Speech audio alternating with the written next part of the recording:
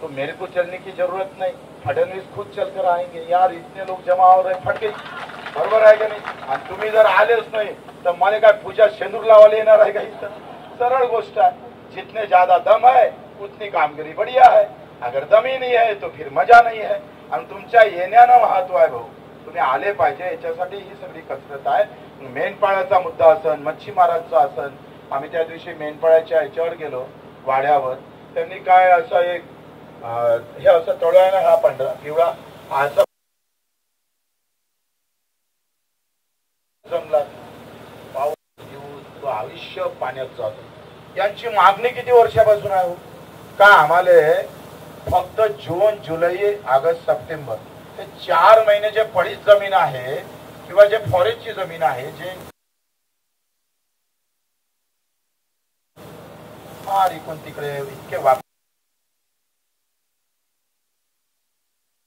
मरता यार, गावागावात मच्छीमार वाईट आहे, मजुराचे ते झालंय। ते आजी भेटली आम्हाला, आणि तुम्ही शेतकऱ्याचंच बोलता, मजुराचं कोण बोला? ज्याच्यावर जमीनही नाही आहे, कारण जर शेतकरीच वांद्यात आहे तर मजूर सुखात राहील,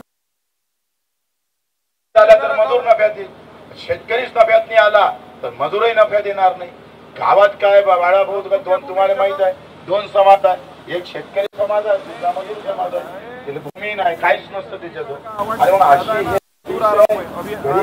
आमचा दिव्यांग आहे, त्याला 2 पाय नाही, हात नाही, डोळे नाही, 1500 रुपयात भागते का?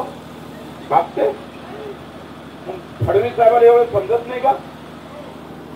1500 रुपयात भागत नाही, त्याला 6000 रुपये महिना केला पाहिजे, आणि 5 लाख नोकऱ्या अजून काळाच्या बाकी आहेत, त्या लवकर काढल्या पाहिजे युवकांसाठी। म्हणजे आमच्या गावातले 10-15 लागले म्हणजे तेवढेच जमन, बरोबर का नाही आहे? तुम्ही येणार आहे का नाही आहे? पक्का?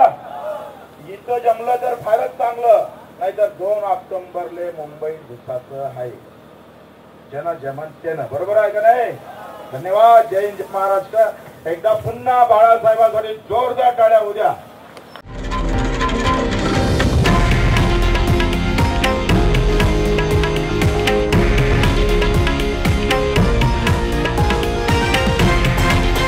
हे आहे देशातील नंबर 1 न्यूज नेटवर्क, आणि आपण पाहत आहात TV9 मराठी, एकमेव।